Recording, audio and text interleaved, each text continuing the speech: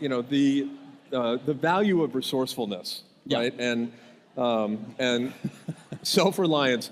How do you apply that to the work that you do on a daily basis? How do you? Well, I think there are a lot of entrepreneurs and people pursuing dreams and passions in this God. And you always the whole point of moving things forward is you run into problems, you run into failures, things don't work. You have to back up and try again. Each one of those times when you have a setback and you back up and you try again, you're using resourcefulness, you're using self-reliance, you're trying to invent your way out of a box. And we have tons of examples at Amazon where we've had to do this. We've failed so many times. I always think of us as a great place to fail because we're good at it. We have so much practice. And just to give you one example, many years ago now, we wanted a third-party selling business because we knew we could add selection to the store that way. And we started Amazon auctions. Nobody came. I think maybe our mother is the only one who purchased something on Amazon auctions. I bought a coffee cup. You got a coffee cup? I did. Okay, so there were two purchasers.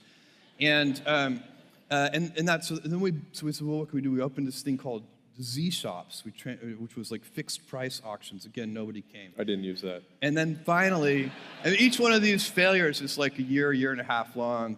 And so we're trying to invent new things. And we finally came across this idea of putting the third-party selection on the same detail pages, the same product detail pages that we had our own inventory on, our own retail inventory on. We called this Marketplace, and it started working right away. So that resourcefulness of trying new things, figuring things out, what do customers really want, it pays off in everything. And it pays off even in your daily lives. How do you help your children? What's the right thing? My wife has a great saying. We let our kids use, even now they're 17 through 12, but even when they were 4, we would let them use sharp knives. And by the time they were, I don't know, maybe 7 or 8, we would let them use certain power tools. And my wife, much to her credit, she has this great saying. She says, I would much rather have a kid with 9 fingers than a resourceless kid. Which I just think is a fantastic attitude about life. You were 30 years old in 1994 when you decided to start Amazon.com. Mm-hmm. You had a great job. I remember you had a great apartment on the Upper West Side. I've been married for a year. You've been married for a year. I had not been eating biscuits for 9 months. And I'm just, how did you go through making the decision to drop what was a very good job and take this chance? It all seems very obvious now, right? This many years later that it paid off, but at the time it was not obvious. No, it wasn't. And I did do a lot of soul searching. I went to my boss at the time, and I really liked my job. And I told my boss I was going to go do this thing, start an internet bookstore. And I'd already told my wife, and she's like, "Great, let's go." And I said to my boss, I was going to do this. He's like, "This is a good idea." He said, "I think this is a good idea, but it would be an even better idea for somebody who didn't already have a good job." And that sort of made some logical sense to me, and he convinced me to think about it for a couple of days. So I went away, and I was really trying to get my head around how to think about this. And I think, for me, the right way to make that kind of very personal decision, because those decisions are personal. They're not like data-driven business decisions. They are, what does your heart say? And for me, the best way to think about it was to project myself forward to age 80 and say, look, when I'm 80 years old, I want to have minimized the number of regrets that I have. I don't want to be 80 years old in a quiet moment of reflection, thinking back over my life and cataloging a bunch of major regrets. And I think that regrets, our biggest regrets, in most cases, you can murder somebody, okay, you'd regret that. But in most cases, our biggest regrets turn out to be acts of omission. It's paths not taken, and they haunt us. We wonder, what would have happened? I loved that person, and I never told them. And then they married somebody else. I didn't do this. And so that's the frame of mind that I put myself in. And once I did that, once I thought about it that way, it was immediately obvious to me. I knew that when I'm 80, I would never regret trying this thing that I was super excited about and it failing. If it failed, fine. I would be very proud of the fact when I'm 80 that I tried. And I also knew that it would always haunt me if I didn't try. And so that would be a regret. It would be a 100% chance of a regret if I didn't try, and basically a 0% chance of regret if I tried and failed. So I think that's a useful metric for any important life decision. Same thing when you're, with your kids, and it's how do you? I don't have a fraction of the responsibility that you do, and I find that I'm always wrestling with, my phone. I'm just curious, like, what sort of discipline or what sort of, how do you go about compartmentalizing the way that you do? I do not. So like when I have dinner, whether it's with friends or with my family, and I like to be talking to the people I'm with. I like to do whatever I'm doing. I don't like to multitask. It bothers me. If I'm reading my email, I want to be really reading my email. My mom tells a story about me being in Montessori school, and that they couldn't get me to switch tasks.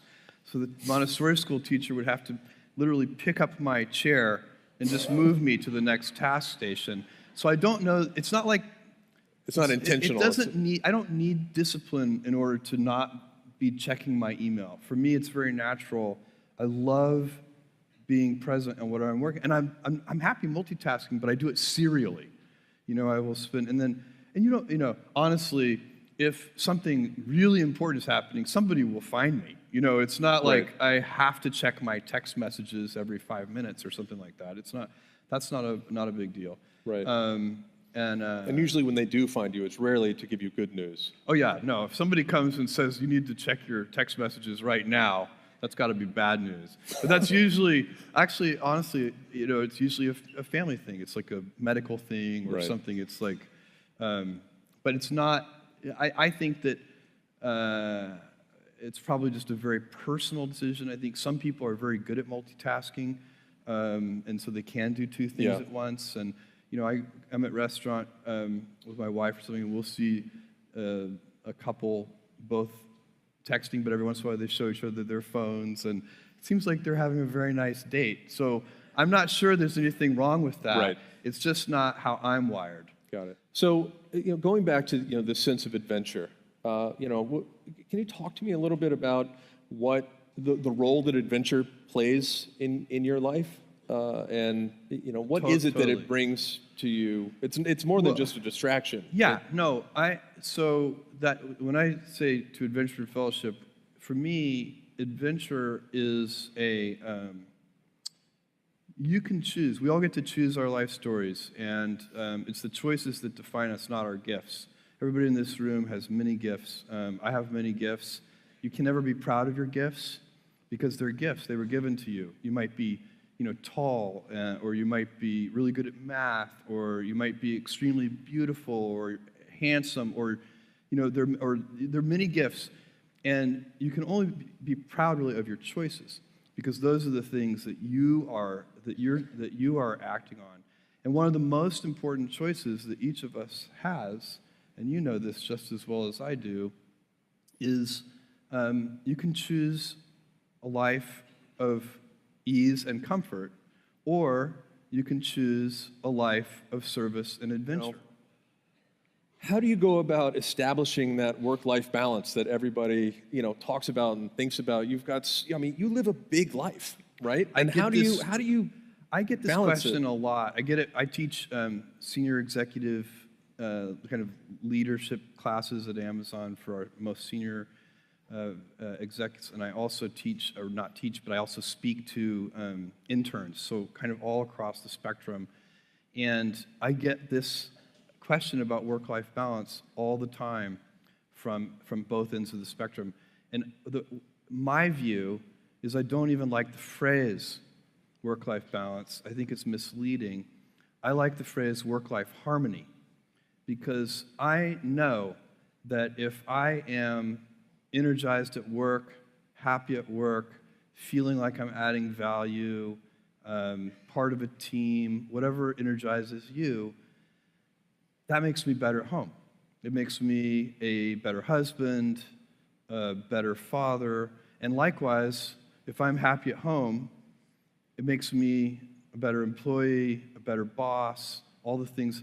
it's not primarily about, there may be crunch periods where it's about the number of hours in the week, but that's not the real thing. Usually it's about, do you have energy? And is your work depriving you of energy, or is your work generating energy for you? And there are people, everybody in this room knows people who fall into these two camps. You're in a meeting, and the person comes in the room. Some people come into the meeting, and they add energy to the meeting. Other people come into the meeting, and the whole meeting just deflates. And those people they drain energy from the meeting. And you have to decide which of those kinds of people you're going to be. Are you going to add energy? And the same thing at home. And the same thing at home. And it's a wheel, it's a cycle, it's a flywheel, it's a circle. It's not a balance. Because a balance, that's why that metaphor is so dangerous, because it implies there's a strict trade-off. And you could be out of work, have all the time for your family in the world, but really depressed and demoralized about your work situation, and your family wouldn't want to be anywhere near you. They would wish you would take a vacation from them.